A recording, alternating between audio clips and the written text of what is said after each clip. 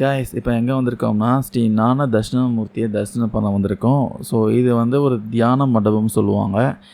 இந்த மண்டபம் வந்து எங்கே இருக்குன்னா நம்ம மகாபைரவர் கோவிலில் ஒரு சன்னதியாக இருக்குது. இந்த மண்டபத்தோடைய அவுட்லுக் எப்படி இருக்கும்னா சிவலிங்கம் மாதிரி வடிவமைச்சிருப்பாங்க.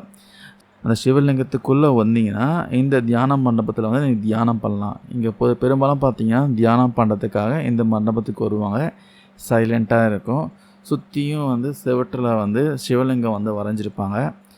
அங்கங்கே பார்த்தீங்கன்னா நம்ம தட்சிணாமூர்த்தியை வந்து பார்க்கலாம். அதுக்கப்புறம் அந்த படிக்கட்டு கீழே பார்த்தீங்கன்னா ஒரு 2-3 அறை இருக்கும். அந்த 3 அறையிலையும் சிவன் தான் இருப்பார். இந்த கோவிலுக்கு யாராவது போயிருந்தீங்கன்னா கமெண்ட் பண்ணுங்கள். இந்த மண்டபம் பார்த்தீங்கன்னா அற்புதமாக வந்து கட்டியிருப்பாங்க. நீங்கள் தலை குனிஞ்சு உள்ளே போகணும். சிவலிங்கத்துக்குள்ளே போகிற மாதிரி சூப்பராக வந்து வடிவமைச்சிருப்பாங்க.